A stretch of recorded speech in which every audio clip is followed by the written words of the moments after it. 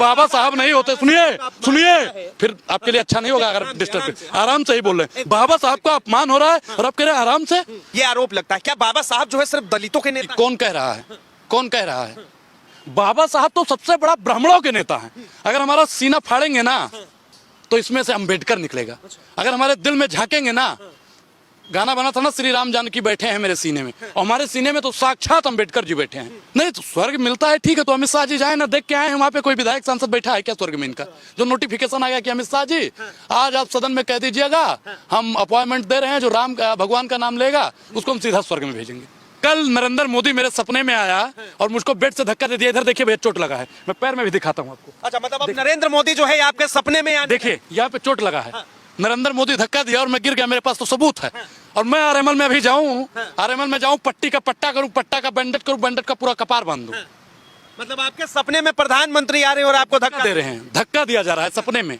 देखिए, सत्ता में बैठी सरकार जब मन करता है जो चीज बोल देती है, तो विपक्ष में बैठे leader of opposition Rahul Gandhi धक्का मुक्की कर देते हैं। अब ये एक दूसरे पर आरोप प्रत्यारोप का दौर जारी है। साफ तौर पे कोई कह रहा है कि अंबेडकर का नाम लेकर इस देश में राजनीति हो रहा है, तो किसी के ऊपर आरोप लग रहे हैं कि 2 सांसदों को मारकर आखिर घायल कैसे कर दिया जाता है। इस वक्त हमारे साथ बातचीत करने के लिए अनुराग ओझा है, इनसे जुड़ेंगे, बातचीत करेंगे। सबसे पहला सवाल, अमित शाह का वो बयान सुना आपने?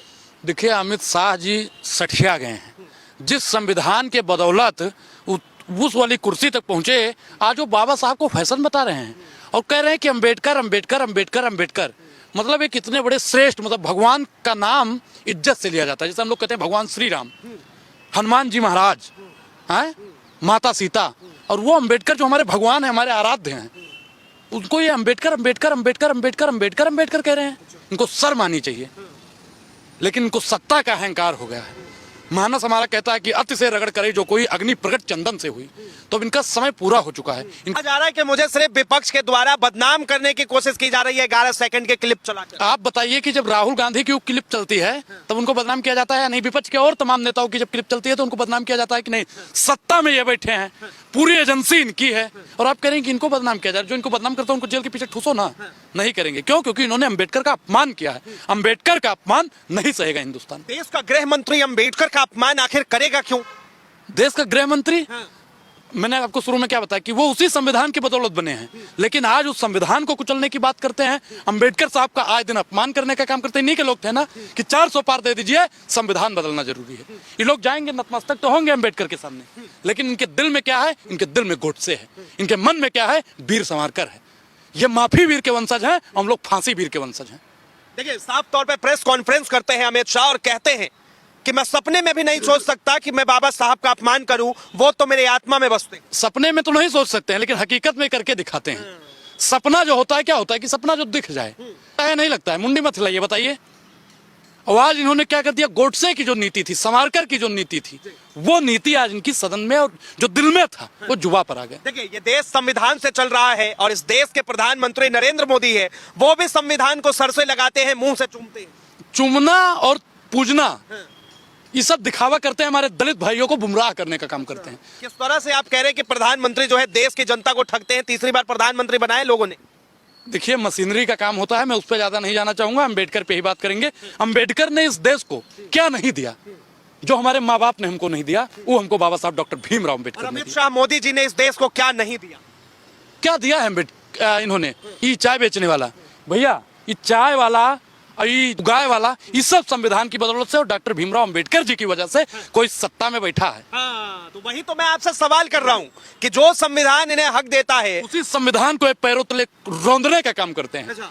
और अब अपने ही जाल में फंस चुके हैं गृह मंत्री अमित शाह। उसी संविधान के संसद के अंदर राहुल गांधी बीजेपी के 2 नेताओं को मारकर घायल कर देते। फोटो दिखाइए, फोटो दिखाइए, दिखाइए फोटो। फोटो दिखाए, फोटो दिखा दे। अरे बीजेपी वाला चोर है। अगर वो फोटो दिखा दें कि राहुल गांधी ने मारा है और धक्का दिया है, तो अनुराग ओझा आपके चैनल के माध्यम से चैलेंज करता है कि अनुराग ओझा से बोलना छोड़ दे।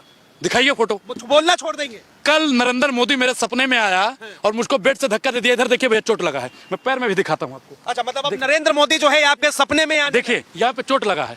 नरेंद्र मोदी धक्का दिया और मैं गिर गया, मेरे पास तो सबूत है। और मैं आरएमएल में अभी जाऊं, आरएमएल में जाऊं, पट्टी का पट्टा करूं, पट्टा का बैंडेज करूं, बैंडेज का पूरा कपार बांध दूं। मतलब आपके सपने में प्रधानमंत्री आ रहे हैं और आपको धक्का दे रहे हैं, धक्का दिया जा रहा है सपने में।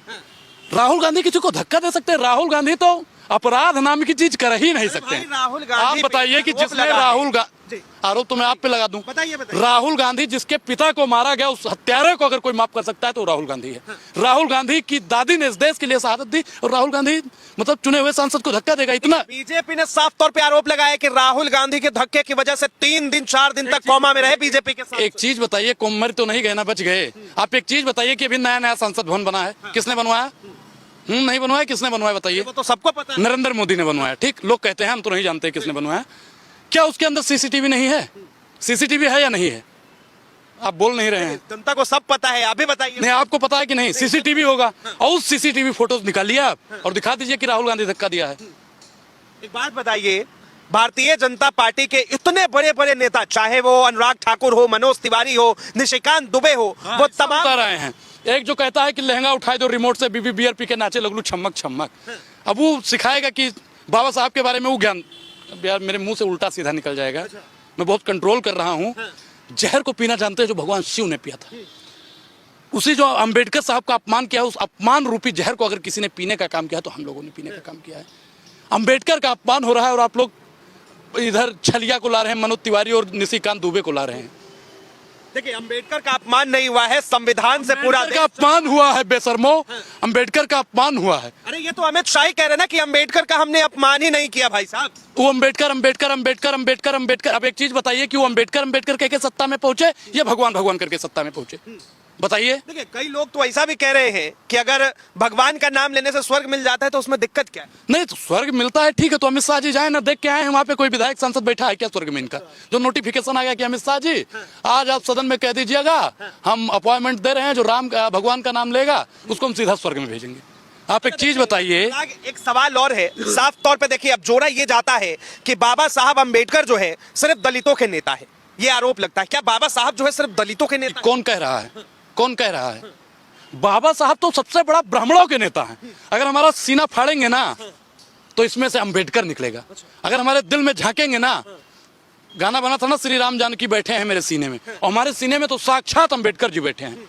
अंबेडकर साहब की बदौलत ही है कि आज हम बोल पा रहे हैं। अंबेडकर साहब नहीं होते तो आज हम चल नहीं पाते, हंस नहीं पाते, कूद नहीं पाते, खेल नहीं पाते और इन सत्ताधारियों के मोदी जी के खिलाफ बोल नहीं पाते। और आप बता रहे हैं कि दलितों के नेता थे, वो सबके नेता थे, हिंदुओं के भी, मुसलमानों के भी, सिख के भी, ईसाइयों के, क्योंकि वो सर्वधर्म संभव की बात करते थे। देखिए, देश में जो है हमारे देश के प्रधानमंत्री नरेंद्र मोदी भी जो है उनकी विचारधारा कहीं ना कहीं बाबा साहब से मिलती है। वो साफ तौर पे कहते हैं नहीं मिलती है, नहीं मिलती है। मैं एग्जांपल दे रहा हूं, दीजिए एग्जांपल दीजिएगा। मैंने इसलिए कहा कि अंबेडकर जी भी चाहते थे कि इस देश से जातिवाद को खत्म कर दिया जाए, और गांधी भी चाहते हैं इस देश से जातिवाद को खत्म, जाति जनगणना। तो भाजपा वाले कहीं नहीं करवा रहे, बाबा साहब भी चाहते जातीय जनगणना होता है कि पता चल, जातीय जनगणना होगी तभी ना पता चलेगा कि 100 में 90 सोचते थे, सोचते ललकारा धन धरती और राजपथ पर 90 भाग हमारा है, तभी तो उनको अधिकार मिलेगा। बाबा साहब तो चाहते थे ना कि जितना भी बहुजन है सब टाई और सूट बूट में रहे, और भाजपा के लोग एक सूट बूट वाले को नहीं झेल पा रहे हैं। जिस दिन इस देश का हर एक बहुजन सूट और बूट में आ जाएगा, मनुवादियों की छाती पर मारा चढ़ के इतना करेगा कि उनको भी जय भीम जय भीम जय भीम जय भीम जय भीम बोलने पर मजबूर हो जाएंगे। प्रियंका गांधी अब भारतीय जनता पार्टी के नेता अमित शाह को साफ तौर पर राजनीति सिखा रही है, कह रही है कि अगर आप अंबेडकर को मानते हैं तो जय भीम का नारा लगाइए। जय भीम सबको बोलना पड़ेगा। अच्छा, दाल न गलेगी भीम नाम के बिना, और देश न चलेगा संविधान के बिना। इस देश में रहना है तो अंबेडकर अंबेडकर कहना है, इस देश में रहना है तो जय भीम कहना है, इस देश में रहना है तो जय संविधान कहना है, इस देश में रहना है तो अंबेडकर अंबेडकर कहना होगा। देखिए, सबसे पहले जो है मैं आपको एक बार बयान सुना देता हूं। साफ तौर पे उन्होंने कहा कि आज के समय में अंबेडकर का नाम लेना एक पैशन बन गया है। अच्छा, बाबा साहब फैशन है, अंबेडकर फैशन है, अंबेडकर फैशन है। अरे ये फैशन किस चीज का करते हैं आप जानते हैं ना? करोड़ों रुपए का सूट, मोदी मोदी मोदी मोदी मोदी मोदी मोदी मोदी मोदी मोदी मोदी मोदी मोदी मोदी मोदी मोदी मोदी मोदी करोड़ों रुपए का सूट कौन बनवाता है? मोदी मोदी का कौन बनवाता है? नरेंद्र मोदी। मतलब आपको इससे भी कौन कर रहा है? 10 लाख का, भैया 10 लाख का जूता कौन पहनता है? बताइए कौन पहनता है? बताइए, एक बात बताइए, आप बताइए। 10 लाख का, देखिए संविधान की बदौलत तो चाय वाला जो 5 रुपए की चाय बेचता था आज वो 10 लाख का सूट पहनना है। बाबा साहब नहीं होते, सुनिए फिर आपके लिए अच्छा नहीं होगा अगर डिस्टर्ब। आराम से ही बोल रहे हैं, बाबा साहब का अपमान हो रहा है और आप कह रहे हैं आराम से। संविधान के नाम पे चुनाव लड़ा विपक्ष ने, लोगों ने सत्ता से बाहर का रास्ता दिखा दिया। देखिए, हम लोग शुरू से संविधान सेनानी हैं। अमित शाह ने हमारे परम पूजनीय बाबा साहब डॉक्टर भीमराव अंबेडकर जी का अपमान किया है और उनको नतमस्तक होके ऐसे माफी मांगनी चाहिए, पब्लिक में आके माफी मांगनी चाहिए। बहुत बहुत धन्यवाद तमाम जानकारी के लिए। तो साफ तौर पे आपने सुना अनुराग किस तरह से कह रहे हैं कि देश के गृह मंत्री अमित शाह को माफी मांगनी चाहिए, क्योंकि उन्होंने बाबा साहब को बदनाम किया है। बाबा साहब का जिस तरह से नाम लिया, बाबा साहब का नाम लेना पैशन नहीं बल्कि लोग जो है उन्हें अपना भगवान मानते हैं। बहरहाल इस चीज को लेकर आप क्या सोचते हैं, अपनी प्रतिक्रिया जरूर दें। फिलहाल के लिए